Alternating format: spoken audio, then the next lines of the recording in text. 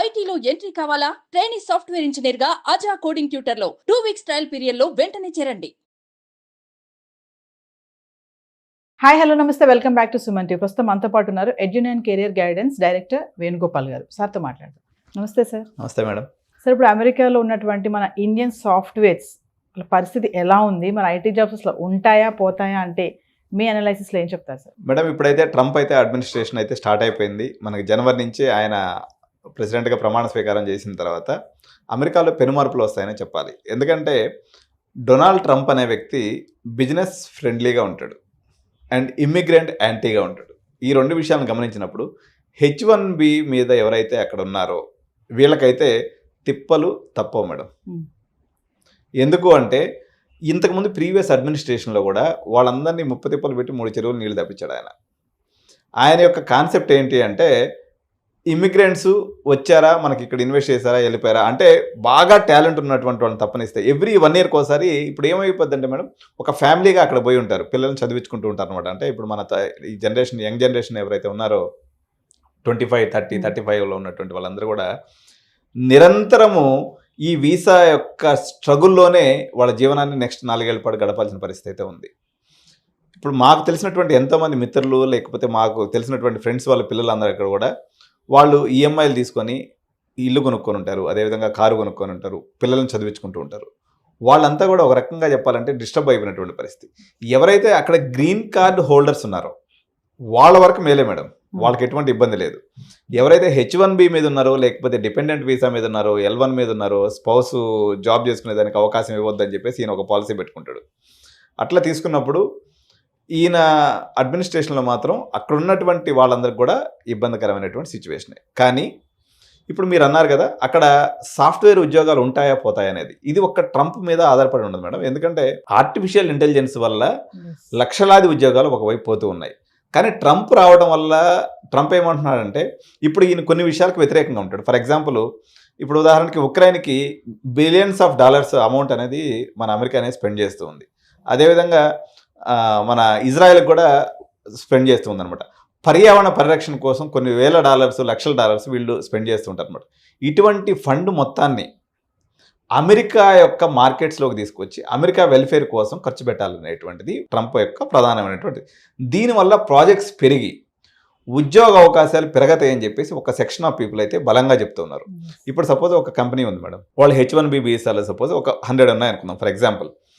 ఈ 100 మెంబర్స్ ఉన్నటువంటి రిక్వైర్మెంట్ కాస్త తనకి 500 మెంబర్స్ రిక్వైర్మెంట్ ఉందనుకోండి, ఆబ్వియస్గా H1Bలు ఎక్కువ ఇష్యూ చేస్తారు. ఎందుకంటే వాళ్ళకి ఎప్పుడైతే ప్రాజెక్ట్స్ ఉంటాయో వీళ్ళకి H1B వీసాలు కూడా ఆటోమేటిక్గా ఇంప్రూవ్ అయ్యేది ఉంటుంది. కాకపోతే ఒకటే ఉంటుంది టెక్నికల్ ఛాలెంజ్ ఏంటంటే వాళ్ళు చిన్న విషయాన్నైనా పెద్ద రిజెక్షన్స్ ఎక్కువ పడతాయి. H1B లాటరీ వేసినప్పుడు రిజెక్షన్స్ ఎక్కువ వస్తాయి అనమాట. 21%, 22% రిజెక్షన్స్ పడినప్పుడల్లా ఏంటంటే మళ్ళీ వాళ్ళు లాటరీ కోసం ప్రయత్నం చేయాల్సి ఉంటుంది. కొత్త టెక్నికల్ ప్రాసెస్ ఉంటుంది తప్ప ఓవరాల్గా అమెరికన్ ఎకానమీ మనకి పరుగులు తీసేటువంటి అవకాశం ఉంది.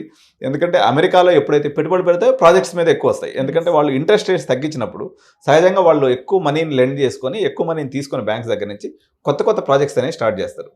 తద్వారా ఇప్పుడు ఉన్నటువంటి ఏదైతే ఫర్ ఎగ్జాంపుల్ ఇప్పుడు 100 జాబ్స్ ఏదైతే ఉన్నాయో అవి 200 జాబ్స్ వరకు పెరుగుతాయనేటువంటి అంచనాలు అయితే ఇప్పుడు ఉన్నాయి.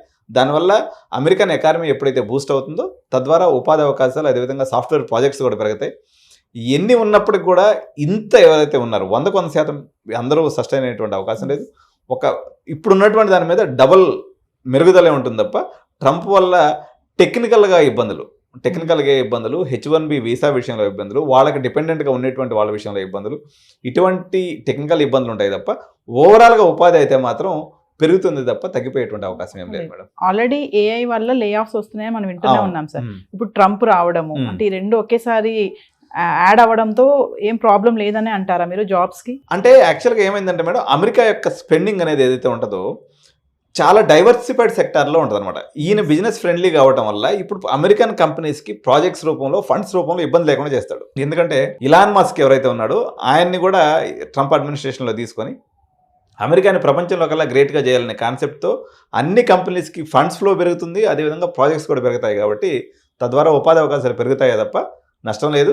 కాకపోతే ఈ యొక్క ఇబ్బందులు అయితే వీసా ఇబ్బందులు అయితే కానీ తప్పేటట్లేదు, అందరికి కూడా ఉంటాయి. ఇప్పుడు ఈ ట్రంప్ విన్నింగ్ అనేది మన ఇండియన్స్ పైన ఎలా ఉంటుంది, అసలు ఇంపాక్ట్ ఎలా ఉంటుంది అంటారు ఓవరాల్ గా చూసుకుంటే? ఇక్కడ 2 రకాలుగా చూడాలి మేడం. ఒకటి ఇండియన్స్ పైన ఉండేటువంటి ఎఫెక్ట్, రెండోది ఇండియా పైన ఉండేటువంటి ఎఫెక్ట్. సో ఇండియన్స్ పైన ఓవరాల్గా తీసుకున్నప్పుడు న్యూట్రల్ ఎఫెక్ట్. అంతకుముందు మామూలుగా అనుకున్నాం కానీ నెగిటివ్ అవుతుంది అనేటువంటి కొన్ని అంచనాలు ఉన్నాయి, కానీ పెద్దగా నెగిటివ్ జరగకపోవచ్చు. కానీ ఓవరాల్గా ఇండియా మీద చూస్తే మాత్రం ఏ రకంగా తీసుకున్నా ట్రంప్ వల్ల మనకు చాలా లాభాలే. ఎందుకంటే ఓవరాల్గా ఇండియన్ ఎకానమీ డెవలప్ అవ్వాలి అన్నట్లయితే మనకి నియరెస్ట్ కాంపిటేటర్ వచ్చేసి చైనా మేడం. అతనికి చైనా అంటే సుతరాము పడదు. దీనివల్ల మనకు అనేక రకాలైనటువంటి విడిభాగాలు, ఓఈఎంస్ అంటారు అనమాట. ఓఈఎంస్ అంటే విడిభాగాల సప్లై ఏదైతే ఉందో దీనికి సంబంధించినటువంటి వేలాది ప్రాజెక్ట్స్ ఇండియాకి వచ్చేటువంటి అవకాశం ఉంది.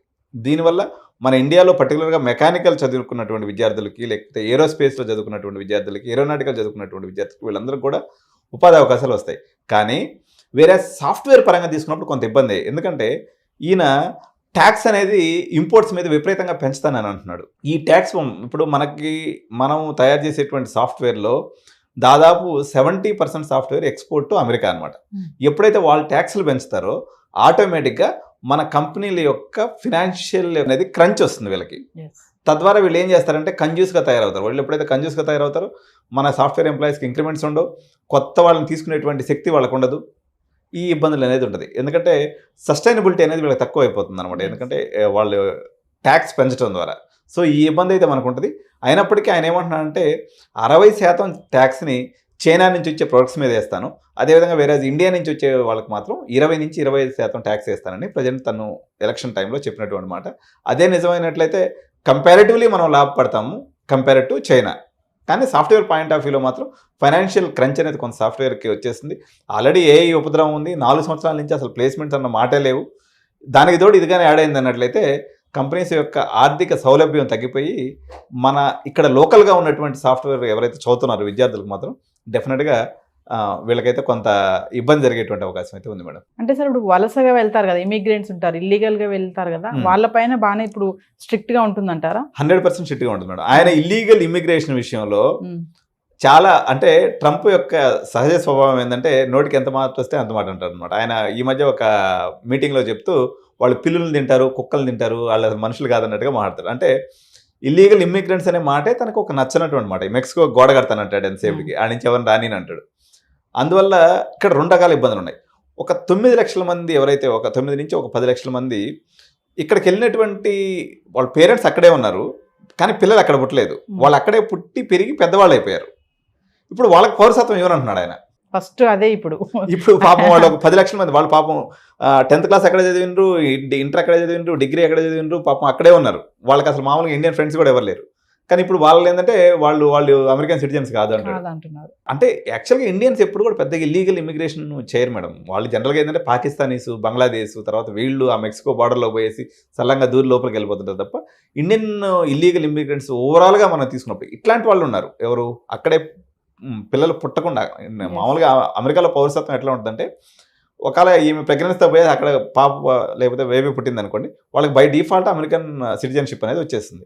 అట్లా కాకుండా పిల్లలు పుట్టిన తర్వాత అక్కడికి వెళ్ళింది అనుకోండి, అక్కడే పెరిగి చదువుకుంటారు. కానీ వాళ్ళకి ఇప్పుడు గ్రీన్ కార్డ్ రావడానికి 100 ఏళ్ళ క్యూ ఉంది. వాళ్ళకి ఇప్పుడు గ్రీన్ కార్డ్ వచ్చే అవకాశం లేదు. సో ఈ గ్రీన్ కార్డు విషయంలో ఆయన ఒక పాలసీ తీసుకుని ఏదైనా ముందుకెళ్తే ఆయన 2 రకాలుగా చెప్తాడు. నేను ఇక్కడ నుంచి డిగ్రీ చదవడానికి వచ్చిన వాళ్ళందరికీ గ్రీన్ కార్డ్ ఇచ్చేస్తాను అంటాడు, ఇమిగ్రేషన్ మొత్తాన్ని తాడదీస్తాను అంటాడు. మరి ఆయన గ్రీన్ కార్డు విషయంలో అయితే నాకు తెలిసి బెండగాడు. ఎందుకంటే ఇప్పుడైతే అక్కడ ఉన్నటువంటి ఈ 9 లక్షల మందికి ఇల్లీగల్ ఇమిగ్రెంట్స్గా ఉన్నటువంటి వాళ్ళందరినీ కూడా హోమ్ల్యాండ్ సెక్యూరిటీ అంటారు. వాళ్ళకి మనకి ఎక్కడైతే అక్కడ ఇమిగ్రేషన్ అధికారాన్ని చూసేటువంటి ఒక డివిజన్ అనమాట అది అమెరికా ప్రభుత్వంలో. వాళ్ళని అయితే మాత్రం అందరినీ తాడదీసి అందరిని ఇంటికి పంపిస్తారు. తర్వాత రెండో ఇబ్బంది, మనకు ప్రధానమైనటువంటి ఇబ్బంది ఎవరైతే పార్ట్ టైంలు చేసుకుంటారో, ఇల్లీగల్గా పార్ట్ టైం చేస్తూ ఉంటారు మన వాళ్ళందరూ, వీళ్ళందరికీ కూడా ఒక రకంగా ఇబ్బందే. వాళ్ళందరినీ కూడా కంట్రోల్ చేసేటువంటి పరిస్థితి ఉంది. Thank you. నమస్తే.